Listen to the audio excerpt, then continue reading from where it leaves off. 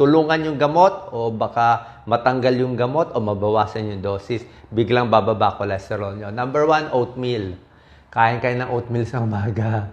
1 cup of oatmeal a day. Lagyan mo ng konting saging, strawberry. Bababa ng 10% ang cholesterol mo. So, pag 220, baka maging 200 na lang cholesterol mo. Magulat kayo. High fiber siya. Soluble fiber. Yung mga pagkaing mataas sa fiber, okay? Mataas sa soluble fiber, maganda yan. Parang nakukuha niya yung cholesterol sa tiyan na lalabas niya, nababawasan. Ano yung mga high fiber? Mga munggo, mga beans, lahat ng gulay, kangkong, okra, lahat yan.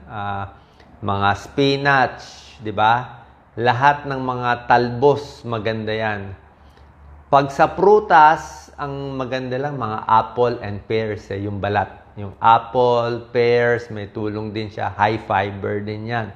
So, lahat itong mga healthy foods, nakakababa ng cholesterol.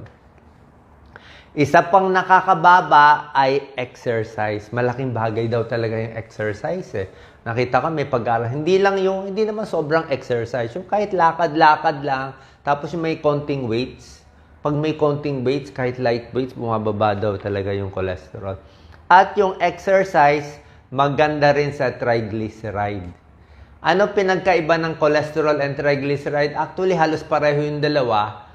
Ang kakaiba lang dito, yung triglyceride, pag tumataas yan, mas kapatid niya yung diabetes. Ibig sabihin, baka magkaroon ng diabetes yung pasyente. So, pag high triglyceride, malamang baka maging diabetic in the future. Pampababa ng triglyceride, may gamot din. Gemfibrozil, mga fibrates, hindi rin ako hot masyado dito sa mga triglyceride.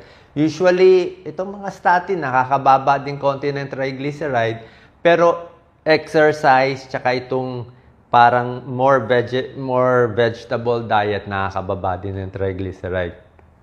Next, garlic, bawang. Alam niyo bawang, 'di ba? Bawang, 'di ba? Lutuin lang konti, 2, 3 butil lang ng bawang. Hilaw kasi baka sumakit ang tiyan niyo Maganda hilaw pero baka sumakit. Di lutuin na lang konti. Bawang nakakababa ng total cholesterol. Sa blood pressure baka makababa konti. Konti lang, mahina. Pero may tulong din sa cholesterol. So garlic is good.